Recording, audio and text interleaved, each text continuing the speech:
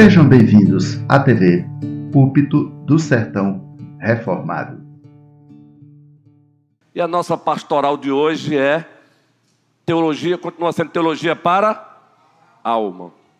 Teologia para a alma. Isso é muito importante. E hoje o subtema é: conheça os atributos de Deus, conheça Deus. Quer conhecer Deus? Conheça os seus atributos. Quer conhecer Deus? Conheça os seus atributos. João capítulo 4, versículo 24, o que é que diz? João capítulo 4, versículo 24, o que é que diz? O Evangelho de Deus, segundo o apóstolo João, capítulo 4, versículo 24, diz o quê? Deus é Espírito. E importa que os seus adoradores o adorem em espírito e em verdade. Todos nós presumimos que já sabemos o que significa Deus é Espírito. E se perguntássemos, a presunção ficaria ainda mais colorida. Eu já sei. Então o que é isso? Aí nós temos um atributo incomunicável de Deus. Um atributo que aponta para a sua singularidade. Um atributo que mostra que de fato ele é ímpar. Apesar de alguns autores colocarem como um atributo comunicável, mas eu prefiro a tradição reformada de Bavinck, que aponta para um atributo incomunicável. Por quê? Onde é que temos base para isso? Além desse texto maravilhoso, de uma boa exegese, uma boa hermenêutica, a nossa confissão de fé, mais de 160 teólogos estudaram um texto como esse aí. E lá no capítulo sobre Deus afirmam, dentre outras verdades, Deus é um Espírito puríssimo. Deus é o Espírito puríssimo. Invisível, sem corpo e paixões. E usaram como texto também isso aí. Vejam a palavra puríssimo. Ela não está aí aleatoriamente. Deus é um Espírito puríssimo. Está lá na Confissão de Fé de Westminster. Porque a ideia no original aí, Deus é Espírito, se encontra incluso aí puríssimo. Em que sentido? Não é no sentido ético, moral apenas. Para além disso, não se resume ao fato dele ser invisível, pois também ao criar o ser humano, tem uma parte do ser humano que é invisível, o espírito dele. Não é simplesmente pelo fato dele não ter corpo. Não é pelo fato dele não ter membros. Os anjos também são espíritos invisíveis. Então por que ele é o Espírito puríssimo? Porque o espírito dele é distinto do espírito alma do homem. Porque o espírito dele é distinto e totalmente incomparável ao espírito dos anjos. Porque ele é o espírito absoluto que não teve começo e não terá fim. Ele não é composto por nada. Vai para além do dizer que é porque ele é invisível. Vai para além disso. Os anjos também aos nossos olhos são invisíveis. Vai para além de dizer que ele não tem membros. Os anjos também não têm membros e corpos como nós temos. Mas significa que ele é de fato o arquétipo. Ele é o paradigma eterno, absoluto. Dele todas as coisas emanaram, porque ele assim quis. Daí, se ele não fosse espírito, ele não poderia ter dito: haja luz, e houve luz. Ele só pode dizer haja luz e houve luz porque ele é o Espírito puríssimo. Deus é Espírito. No princípio criou Deus os céus e a terra. Porque ele é o Espírito puríssimo, ele é onipresente também. É por isso que o Salmo 139 diz: se eu subo aos céus, lá ele está. Se eu deixo as profundezas da terra, lá ele está também.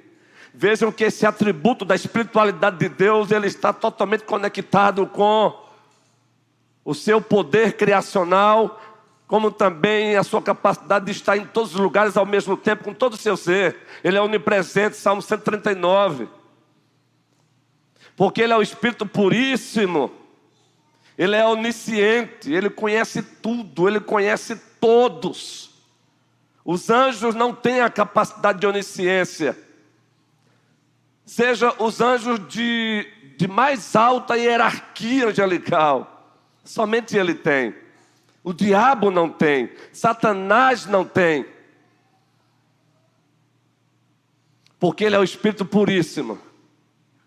Ele exige como quer e deve ser adorado. Por isso que logo após aquele prefácio dos 10 mandamentos, eu sou o Senhor teu Deus que te tirei da terra do Egito, da casa da servidão. Ele logo afirma, não terás outros deuses diante de mim. Porque é impossível, Ele não aceita, Ele é absoluto. Ele não é o absoluto da filosofia, Ele é o absoluto quanto ao ser de eternidade a eternidade. É o absoluto segundo as Escrituras. É por isso que no próprio mandamento vamos encontrá-lo Ele dizendo, não farás para ti imagem de escultura, porque o homem não consegue, jamais conseguirá fazer uma imagem que corresponda ao ser de Deus.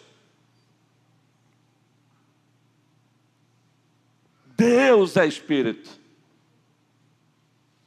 É por isso que Ele diz, não tomarás o nome do Senhor teu Deus em vão. Aliás, esse atributo, ele na verdade se encontra em todos os outros atributos. E o que é um atributo? Trazendo aqui mais sinônimos, verbetes, qualidades inerentes ao ser de Deus. Propriedades inerentes ao ser de Deus. Virtudes inerentes ao ser de Deus. Ah, Deus é Espírito. Não. Isso traz implicações na hora de cultuá-lo. Isso traz implicações para a ética cristã, o coram Deo. Tudo que fazemos, você querendo ou não, fazemos na presença dEle. Tudo que falamos na presença dEle. Tudo que deixamos de fazer na presença dEle. Então conheça os atributos de Deus, assim você conhece Deus. Deus é Espírito. Se aprofunde nisso. A nossa UPH hoje, a semelhança da nossa SAF, livros parecidos, da SAF é mulheres mais parecidas com Cristo, da UPH, homens mais parecidos com Cristo. Mas futuramente, desejo como docente indicar tanto para a SAF como para as mulheres, se bem que as mulheres recentemente estudaram atributos de Deus, não é? Mas que a UPH também adentre numa temática dessa, usando aí livros como o de A.W. Tozer, que são mais práticos, A.W. Pink, próprio Paul Walsh e os clássicos do passado. Conheça os atributos de Deus, conheça Deus. Agora, não conheça os atributos, conheça Deus apenas para você arrotar informação para o outro, mas para que você seja transformado, para que você aprenda a viver na presença dEle, de acordo com a vontade dEle e para a glória dEle. Conheça Deus. Eu encerro aqui dizendo, porque Ele é Espírito, Ele é independente. Vocês já viram lá em Atos 17?